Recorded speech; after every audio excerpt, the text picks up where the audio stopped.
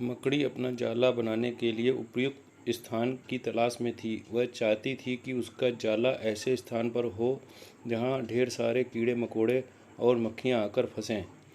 इस तरह वह मज़े से खाते पीते और आराम करते अपना जीवन बिताना चाहती थी। उसे एक घर के कमरे का कोना पसंद आ गया और वह वहाँ जाला बनाने की तैयारी करने लगी। उसने जाला बनाना शुरू ही किया था कि वहाँ से गुजर रही एक बिल्ली उसे देख ज़ोर ज़ोर से हंसने लगी। मकड़ी ने जब बिल्ली से उसके हंसने का कारण पूछा तो बिल्ली बोली, मैं तुम्हारी बेवकूफ़ी पर हंस रही हूँ। तुम्हें दिखाई नहीं पड़ता कि ये स्थान कितना साफ सुथरा है? यहाँ ना कीड़े मकोड़े हैं ना ही मक्खियाँ। तुम्हारे जाल में कौन फंसेगा? बिल्ली की बात सुनकर मकड़ी ने कमरे के उस कोने में जाला बनाने का विचार त्याग दिया और दूसरे स्थान की तलाश करने लगी।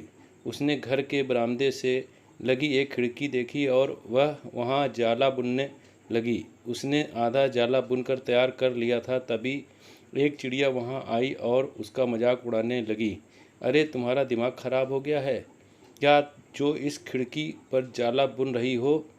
तेज़ हवा चलेगी और तुम्हारा जाला उड़ जाएगा। मकड़ी को चिड़िया की बात सही लगी। उसने तुरंत खिड़की पर जाला बुनना बंद किया और दूसरा स्थान ढूंढने लगी। ढूंढते ढूंढते उसकी नज़र एक पुरानी अलमारी पर पड़ी।